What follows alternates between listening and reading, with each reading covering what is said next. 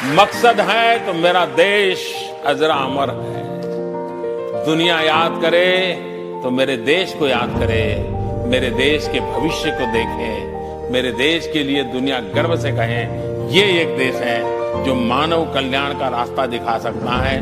विश्व को संकटों से बाहर निकालने का सामर्थ्य इस धरती में है। ये दुनिया को पता चले। मोदी की छवि चमकाने में मुझे इंटरेस्ट नहीं है, हिंदुस्तान की छवि चमकाने के लिए जिंदगी खपाने में मुझे। G20 समिट, इस दौरान साइडलाइन पे सबसे बड़ी और अहम मुलाकात अमेरिकी सदर जो बाइडेन और मेरे ख्याल से बाइडेन और मोदी की मीटिंग तो होगी ही जरूर, बट मुझे देखना है कि बयानात क्या आते हैं। यहाँ कैसे सदर जो बाइडेन भीगी बिल्ली बन जाते हैं। India is going to raise the concerns of the global south. सबसे अहम चीज जो कही गई वो ये कि कोल्ड वार की तरह अमेरिका और चीन एक दूसरे के साथ आर्या, वो जो एक हिंदुस्तान की धरती का नाम नेहाद एक अनमोल रतन है, उसकी एक वीडियो देखी होगी इमरान खान साहब के इन तमाम इंटरव्यूज के हवाले से। जो इमरान खान ने पाकिस्तान की फौज को लाके चौक चौराहों में खड़ा कर दिया, इवन के DGISI को प्रेस कॉन्फ्रेंस करने पड़ गई। उसमें उसने कहा कि इमरान खान साहब ने क्या कामरान खान समझ रखा था CNN वालों को।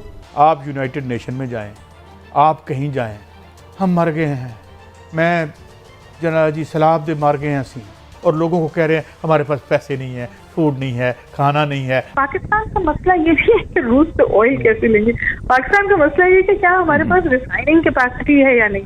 हम भड़कियां मार देते हैं और हमारे पास इंफ्रास्ट्रक्चर नहीं होता उस भड़की को पूरा करने के लिए।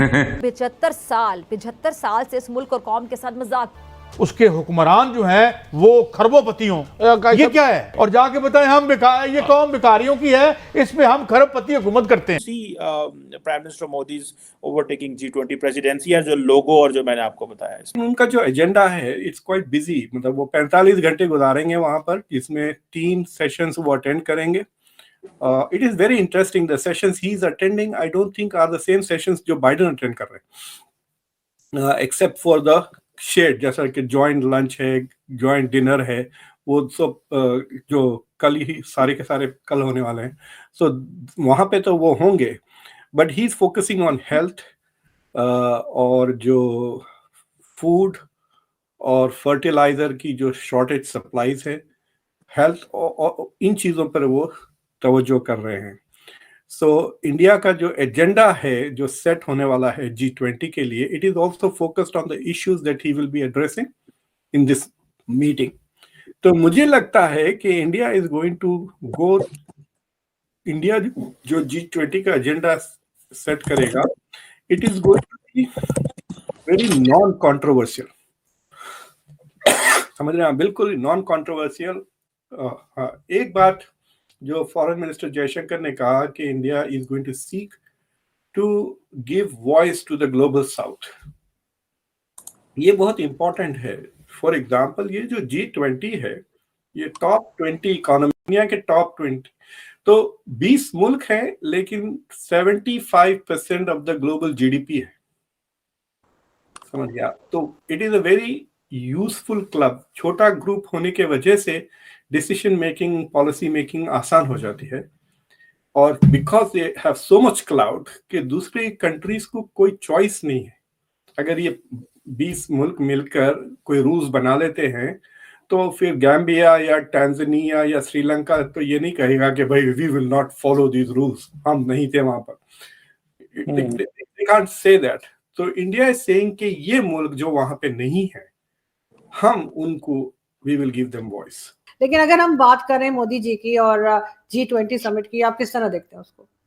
क्या होने जा रहा है? क्या आप समझ रहे हैं कि क्या चैलेंजेस हैं या क्या होप्स हो सकती हैं?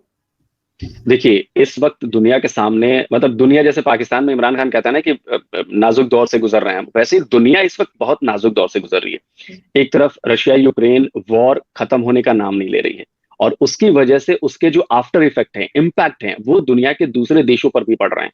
इसमें सबसे बड़ा है फूड सिक्योरिटी है। अब अगर ये खिंचता रहा ऐसे ही, दूसरी तरफ आप देखेंगे तो अमेरिका और चाइना के बीच अब बात ट्रेड वॉर से निकलकर रियल वॉर की तरफ पहुंच गई है, क्योंकि नैन्सी पॉलिसी की यात्रा के समय हमने देखा था कि किस तरह एज पे आ गए थे दोनों देश। तो मुझे लगता है कि G20 एक ऐसा फोरम है, बड़ा फोरम है। आपको तो पता ही है कि दुनिया के जो 20 सबसे शक्तिशाली देश कह लीजिए वो हैं, और मैं आपको थोड़ा सा डेटा बताना चाहूंगा कि जो G20 में देश शामिल हैं, उनके पास पूरी दुनिया की कुल जीडीपी का 80% है। आप सोचिए, कुल दुनिया की जीडीपी का 80%। उनके पास ग्लोबल ट्रेड जो है, जितना कुछ ग्लोबल ट्रेड होता है, 75% हिस्सेदारी है, मतलब कब्जा है उनका G20 देशों का। तो ये बहुत बड़ा प्लेटफॉर्म है आरजू जी, और इस प्लेटफॉर्म पर आप सोचिए कि ये जो G20 है, बेसिकली यही इस पूरी दुनिया को चला रहे हैं। मतलब 190 देश हैं, लेकिन ये 20 मिलके पूरी दुनिया को चला रहे हैं, और ये इसे G7 का एक्सटेंडेड वर्जन कहा जाता है। तो G7 में जो 7 सबसे पावरफुल कंट्रीज हैं, इसमें 20 सबसे पावरफुल कंट्रीज हैं। अब इसमें इंडिया के लिए तो मैं थोड़ा बाद में आता हूं कि क्या चीजें हो सकती हैं। पाकिस्तान के लिए मैं कहूंगा कि आप देखिए कि पाकिस्तान इतने साल हो गए, 75 ईयर्स, लेकिन वो G20 का मेंबर नहीं है,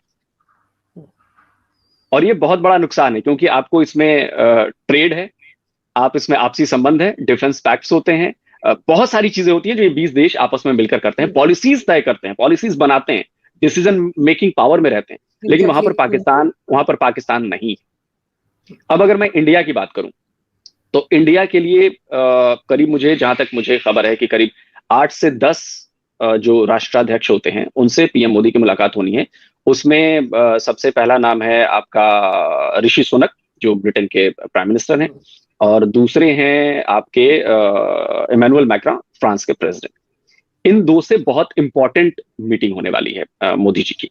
इसके अलावा अभी जिनपिंग से बातचीत की कोई खबर नहीं है, कोई उसकी सूचना नहीं है। बाइडेन से भी मुलाकात की कोई ऐसी कुछ सूचना नहीं।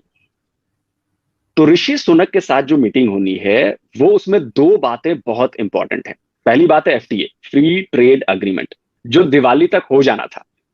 बोरिस जॉनसन, आपको याद होगा कि आए थे तो उन्होंने कहा था कि हम दिवाली तक इसको कर देंगे, लेकिन वो हुआ नहीं, क्योंकि एक तो पॉलिटिकल उठापटक मची रही ब्रिटेन में, और उसके अलावा थोड़ा सा ब्रिटेन की तरफ से जो नए नए मंत्री थे, प्राइम मिनिस्टर थी, उनकी तरफ से कुछ ऐसे बयानबाजियां हुई जिससे थोड़ा इंडियंस नाराज हो गए।